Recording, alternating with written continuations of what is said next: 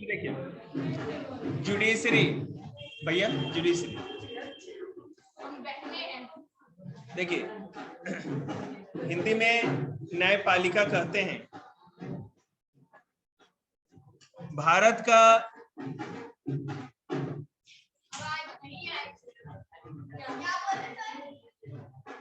आप से तो कोई मतलब ही नहीं पीछे वाले।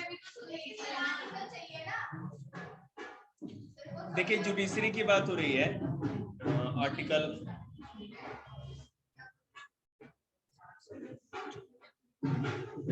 भारत में। देखिए जुडिशरी के बारे में अगर हमें जानना है तो जुडिशरी देखो दो तरह से हो।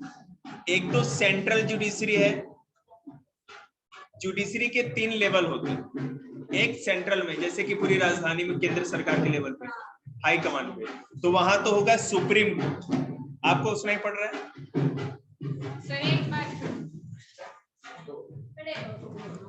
सुप्रीम कोर्ट जो है भारत का सबसे बड़ा कोर्ट है, ठीक है, उससे बड़ा कोई कोर्ट कोई भी नहीं। उसके बाद दूसरा जो है, हर स्टेट में, जरूरी नहीं हर स्टेट में, लगभग हर स्टेट के अंदर एक हाई कोर्ट होता है, उच्च न्यायालय। सुप्रीम कोर्ट को उच्चतम न्यायालय कहा जाता है। और उसके बाद हर डिस्ट्रिक्ट के अंदर भी, और सब डिवीजन या अनुमंडल जो होता है ब्लॉक लेवल पे भी जो कोर्ट्स होते हैं, उसको लोकल जुडिशरी कहा जाता है, स्थानीय न्यायालय। तो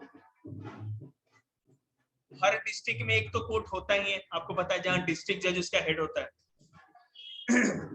हमारे कॉन्स्टिट्यूशन में वैसे तो आर्टिकल बढ़ गए हैं, लेकिन जब कॉन्स्टिट्यूशन बना था तो आर्टिकल 1 से 395 तक ही था। हम लोग उसी को लेके चलेंगे क्योंकि हर बुक में आपका यही है, तो हमको इसी बुक को बता रहे।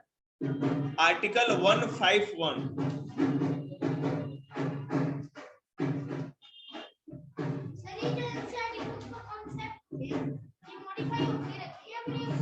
10 सालों तक कुछ नहीं होता बेटा। मैं आपको बता रहा हूँ, जो कॉन्सेप्ट नहीं है, डाटा कॉन्सेप्ट तो वही रहेगा। एनसीईआरटी की बुक जो मैं आपको ये जुडिशरी पढ़ा रहा हूँ ना, यहाँ से मैंने ना एक कानपुर में, कानपुर का नाम तो गुड़िया जानती है, मामा घर है उसका। कानपुर में भीतर गांव एक जगह है, भारत में ब्रिक या ईंटों से बना हुआ पहला मंदिर कानपुर के भीतर गांव में, दशावतार मंदिर कहा जाता है उसको। शिष्य ना कि सिर पे ऐसे विष्णु भगवान सोए रहते हैं ना, जो आपने देखा होगा, तो उस तरह की मूर्ति है। पहला भारत में ऐसा मंदिर था जो ईंटों से बना था, भीतर गांव। ये बेटे हम पहले तो पत्थरों से बनते थे, लेकिन ईंटों को जोड़ करके भारत में बनाया गया पहला मंदिर कानपुर में भीतर गांव का मंदिर था। उस मंदिर का नाम दशावतार मंदिर था, भगवान विष्णु का मंदिर था। ये हमारे इस बार पेपर में आएगा 6th क्लास के बुक से। आपकी जो एनसीईआरटी पढ़ाते हैं ना, ये आपके यूपीएससी से लेकर हर तक पेपर में यहाँ से कॉन्सेप्ट आता है। और कोई भी देखो, मैं लखवीर सिंह आपको बोल गया, मैं साइंस के लिए पढ़ी है क्या बेटा? ईंटों से बना हुआ भारत का पहला मंदिर कानपुर के भीतर गांव में है, दशावतार मंदिर, जो भगवान विष्णु के लिए, ठीक है ना। भारत में हमारे कॉन्स्टिट्यूशन में हिंदी में अनुच्छेद और इंग्लिश में जो आर्टिकल है, आर्टिकल 1 से 395 तक है, 395। उसमें 151 से 167 तक जो सारे आर्टिकल्स हैं, वो केवल सुप्रीम कोर्ट के लिए, उच्चतम न्यायालय के लिए। बात समझ में आ रही है? केवल सुप्रीम कोर्ट के लिए। हमारे कॉन्स्टिट्यूशन का इतना, एक तो कितना कीमती 395 आर्टिकल है, उसमें से इतना बड़ा हिस्सा केवल जुडिशरी, मतलब सुप्रीम कोर्ट के लिए। हाई कोर्ट के लिए अलग है। तो मैं सारे आर्टिकल के बारे में बात नहीं करूंगा, इसमें दिया हुआ भी नहीं होगा, लेकिन मैंने आपको बताया। हाँ तो सुनते तो सारे हाई कोर्ट, सुप्रीम कोर्ट का सारा अधिकार मैं बता दें क्या होता है, जानना चाहते हैं ना सुप्रीम कोर्ट? देखिए, तो पहले जिस उम्र में आप लोग हैं, सबसे पहले जुडिशरी सुनते ही पहले आपको ये भी जानना अच्छा लगता होगा कि जज, आखिर सुप्रीम कोर्ट का जज कौन बन जाएगा, हाई कोर्ट का जज कौन बन सकता है, कैसे बन सकता है, ठीक है। कोई भी ऐसा पेपर नहीं होता, एग्जामिनेशन नहीं होता जिसको देके डायरेक्ट आप सुप्रीम कोर्ट या हाई कोर्ट के जज बन जाएंगे, ठीक है, या किसी भी जिले का डिस्ट्रिक्ट जज बन जाएंगे। ये 3 पोस्ट के बारे में बता रहा हूं। सबसे बड़ा तो सेंट्रल है, देश है हमारा सुप्रीम कोर्ट। उसका जज बनने के लिए कोई पेपर देके नहीं बन सकता। कैसे बनेंगे मैं बताऊंगा। हाई कोर्ट मतलब हर स्टेट में लगभग एक हाई कोर्ट होता है, उच्च न्यायालय, उसका भी कोई पेपर देके आप जज नहीं बन सकते। और हर स्टेट में बहुत सारे जिले होते हैं, डिस्ट्रिक्ट होता है, तो डिस्ट्रिक्ट का जो हेड जुडिशरी ऑफिसर होता है उसको डिस्ट्रिक्ट जज कहते हैं, उसका भी कोई एक पेपर देके आप नहीं बन सकते, ठीक है। होता क्या है, हमारे देश में जितने भी स्टेट्स हैं, जितने भी यूनियन टेरिटरीज हैं, हर स्टेट्स का अपना जुडिशरी सर्विसेज होता है। जैसे Bihar judiciary services, Rajasthan judiciary services, Delhi judiciary services. आपको यहां पर वैकेंसी निकलती है जो लोगों ने एलएलबी कर रखी है, ठीक है, लॉ में ग्रेजुएट हो रखे हैं।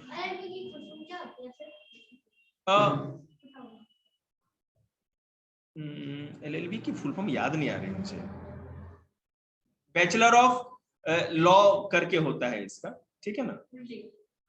उल्टा ही होता है बेटे, आप सीधा इसको नहीं बोलते, कुछ चीजों में उल्टा ही आता है। एक से मैं देख लेता हूँ,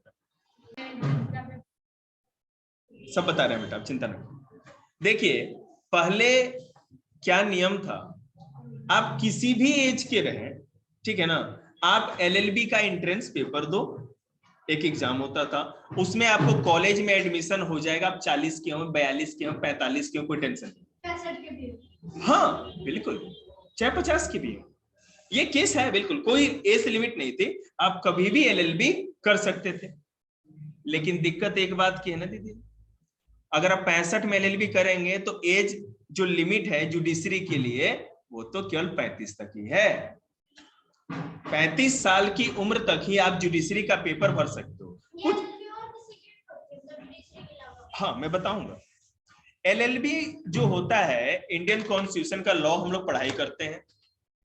जुडिशरी के अलावा आप एज अ लॉयर प्रैक्टिस कर सकते हो, लीगल एडवाइजर। बड़े बड़े जो मल्टीनेशनल कंपनियां हैं ना, जहां 5-5, 10-10, 20-20 या 50-50 लाख तक भी सैलरी मिलती है पर मंथ, ठीक है ना, लीगल एडवाइजर। लेकिन उस लेवल का आपको बनना पड़ेगा, मतलब कोई काम चलाऊ नहीं, केवल फाइल ढोने वाला वकील। तो पहले नियम था कि आप किसी भी एज में एलएलबी पास कर सकते थे। अब मैं छोटे बच्चों के लिए बताऊं, अभी जैसे आप 10+2 कर लोगे ना, 12वीं क्लास आपने 12th कर लिया, तो 12th के बाद एक क्लैट का पेपर होता है, ठीक है ना, कॉमन लॉ एप्टीट्यूड टेस्ट करके होता है। तो उसको पेपर को अगर आप पास कर जाएं तो आपका एडमिशन हो जाएगा लॉ कॉलेज में। और 3 साल की एलएलबी होती है, और किसी भी ग्रेजुएशन में 3 साल तो लगते ही हैं। तो ये क्या करेंगे आपको कि आपको एलएलबी की भी डिग्री दे देंगे और ग्रेजुएट की भी डिग्री मिल गई आपको, और सीधे एलएलबी खुद ही एक ग्रेजुएशन की डिग्री होती है, तो 5 साल लगेंगे और सीधे आप उस कॉलेज से एलएलबी करके ही निकलोगे। तो जिन बच्चों को जैसे यश भैया आते हैं, उनका भी इंटरेस्ट है कि लॉ में जाए, तो वो भी क्लैट का पेपर देना चाहते हैं। एक लटूरे वाले भैया थे ना वो, अरे रोनित के बड़े भैया, वो बॉबी देओल टाइप ऐसे से जुल्फे हिलाते रहते थे, दादाजी ने कटवा दी उनकी जुल्फे। तो वो भी पता नहीं क्लैट का पेपर दिए, क्या हुआ, जुगाड़ पे पैसे उसे शायद उनका हो गया। तो मेरे कहने का मतलब है, क्लैट का पेपर देके 12th के बाद आप सीधे एलएलबी में या लॉ कॉलेज में एडमिशन ले सकते हैं। 5 साल बाद आपको एलएलबी की डिग्री मिल जाएगी। लेकिन ये सब तो हो गया, अगर मान लीजिए आप बीटेक हो, आपने ग्रेजुएशन कर लिया, आपने और किसी चीज से ग्रेजुएशन कर लिया, अगर आपने 10+2 के बाद मेडिकल लिया, मेडिकल कॉलेज में एडमिशन हो गया, तो 4 सालों के बाद एमबीबीएस की डिग्री मिल जाएगी, आप डॉक्टर बन जाएंगे। तो एक एमबीबीएस भी ग्रेजुएट कहा जाएगा। आपने भैया अगर आईआईटी कर ले या इंजीनियरिंग कर ले तो उसको बीटेक की डिग्री मिलेगी, वो भी एक ग्रेजुएट है। हमने बीए किया है, बैचलर ऑफ आर्ट्स, किसी ने बीएससी करते हैं, मतलब कि बैचलर ऑफ साइंस, कोई बीकॉम करते हैं, बैचलर ऑफ कॉमर्स, तो वो भी ग्रेजुएशन की इक्विवेलेंट डिग्री होती है, समझ रहे हैं। तो उसके बाद अगर मान लो आपने ग्रेजुएट हो, आप चाहे बेशक डॉक्टर हो, इंजीनियर हो, या मेरे जैसे बेरोजगार हो, या मेरे दोस्तों की तरह बेरोजगार हो, तब भी आप एलएलबी का एंट्रेंस दे करके आप एडमिशन लेकर के 3 साल तक एलएलबी कर सकते थे, अब नहीं कर सकते हो, कानून चेंज हो गया। मैंने भी एलएलबी का एंट्रेंस दिया था ड्यू का, उसमें एडमिशन हो गया था, लेकिन जब कोविड के चलते है ना, जो टर्म था थोड़ा आगे बढ़ गया, 1 साल गैप हो गया, और फिर अगर मैं 33 का हूं, एलएलबी करूंगा तो 36 का हो जाऊंगा, तो किसी भी स्टेट में जुडिशरी का एक भी चांस अटेम्प्ट नहीं कर पाऊंगा। तो काहे हम अपना काला कोट पहन के अपना बिना मतलब का धूप में घूमते है कि नहीं किया मैंने।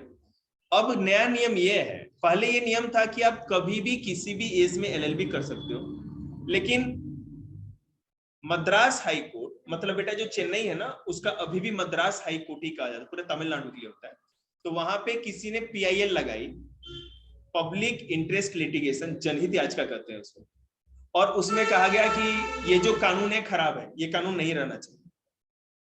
सॉरी मैं उल्टा बोल गया। मद्रास हाई कोर्ट ने खुद ही जजमेंट दिया कि कोई भी आदमी 30 साल की उम्र के बाद एलएलबी का कोर्स कर ही नहीं सकता।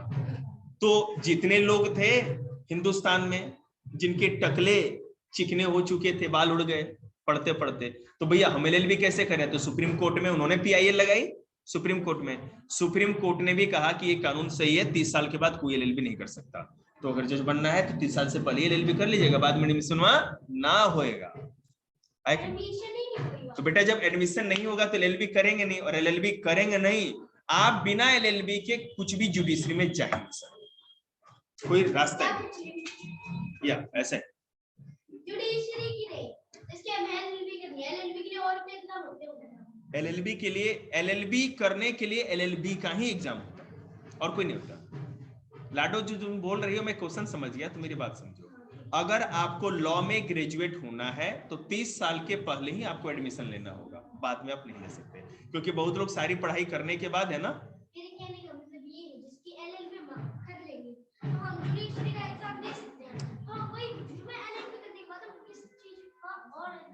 इससे पहले हम बताए नहीं, चार पांच जो बताए नहीं। हाँ अच्छा क्वेश्चन, अरे गुड। आप एलएलबी कर लेते हो मतलब आप ग्रेजुएट हो, ठीक है ना, वो ग्रेजुएट की डिग्री। आप जुडिशरी में भी जा सकते हो, वो तो आप लाइन में जाओगे। जैसे मैं आपको बताता हूँ, अगर कोई इंजीनियर है तो इंजीनियर तो है ही ना, इंजीनियरिंग का तो मिल ही चुका है, साथ ही साथ वो यूपीएससी में जा सकता है, स्टेट की पीसीएस, या हिंदुस्तान में जितने भी कंपटीशन है जिसमें ग्रेजुएशन की डिग्री मानी जाती है, उसमें मेरे जैसा बेरोजगार भी, डॉक्टर भी, इंजीनियर भी, और जो एलएलबी करते हैं वो लोग भी पेपर भर सकते हैं। जी हाँ बस एलएलबी ही करना पड़ेगा जी, एलएलबी ही करना। जैसे हाँ बोलिए। जैसे एक रैंक में पेपर देगा एडमिशन होगा, उसके बाद नहीं वकील नहीं बेटे, आपको 5 साल के बाद 5 साल तक पढ़ाई करेंगे कॉलेज में, फिर आपको एलएलबी की डिग्री मिल जाएगी, और वो डिग्रियां जब मिलेगी ना तब आप जा करके प्रैक्टिस करके वकील बनोगे जी। उसके बाद जज का क्या होता है? वही आप या तो प्रैक्टिस करो, और नहीं तो आप एलिजिबल हो, फॉर्म भर के सीधे जज के पेपर में बैठ जाओ।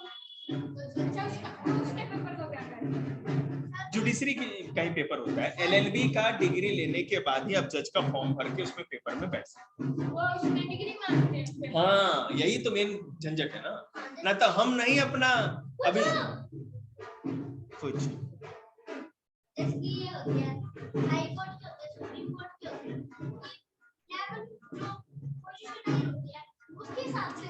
अच्छा क्वेश्चन है, उसी पे आ रहा है, चलिए बताते हैं। सुनिए देखिए मेरी बात सुनिए, आप